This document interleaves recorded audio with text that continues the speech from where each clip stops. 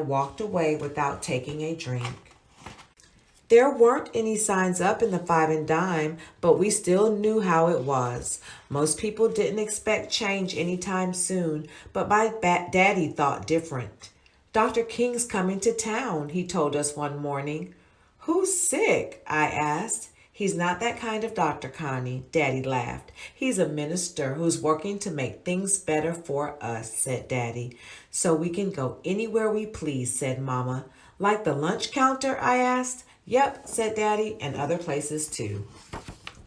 Later that week, our whole family went to hear Dr. King preach at the college chapel. I didn't really understand all of his speech, but I liked his booming voice. It sounded as if he believed God was on our side. Every few minutes, Mama said amen, and when Dr. King sat down, everyone stood and clapped for a long time. Soon after that, my brother and sister joined the National Association for the Advancement of Colored People. Everyone called it the NAACP. They let me tag along as they went door to door, helping people to sign up to vote. I've never voted in my life, said a white-haired lady leaning on a cane. Will I get to vote for the president? Yes, ma'am, I said. My brother wants to be president when he's all the way grown. Tell him he's got my vote, she chuckled. And to hold on to those big dreams, she said, handing me her voter registration form. Yes, ma'am, I'll tell him, I promised, thinking about my own dreams too. Times are changing, she said, waving as I left. Then one day, Mama and I went shopping downtown. We stopped at the snack bar just like always. I tugged at Mama's sleeve. Look over at the lunch counter. We know those boys. There sat 4 of Brother's friends from A&T College. Do they know they're in the wrong place? I whispered. Some rules have to be broken, Mama whispered back. I heard one of them order, coffee and a donut, please.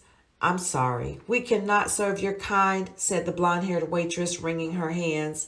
The boys did not budge. Don't y'all understand English? A kitchen worker asked. Go on over to the snack bar, she hissed. Stop making trouble here. The manager tapped his foot and jutted out his chin. They can sit there forever for all I care, he said, storming out of the store. An old white lady came up to the boys. I'm so proud of you, she said, clear as a bell so everyone could hear. I wish someone had done this sooner. The waitress kept wiping and re-wiping the counter and refilling salt and pepper shakers, sugar pourers, and napkin holders. Suddenly, the manager came back with a tall policeman. Let's go, Connie, said Mama. The manager shooed us right out of the store and then put a closed sign in the window. I could not wait to tell Brother. Why'd your friends do that? I asked. If we can spend money at a store, said Brother, it's only fair that we should be able to eat at the store's lunch counter. I guess so, I said. Think it'll work? Sometimes it's important just to try, said Daddy, rubbing his chin. The next day, Daddy showed me the newspaper. The headline said, Negro students stand up by sitting down. They sat 4 hours, said Daddy, peering over the newspaper. I'd be too hungry to wait that long, I said. Connie, they didn't really want food, said Daddy. They wanted to be allowed to get it, same as if they were white, to be treated fairly.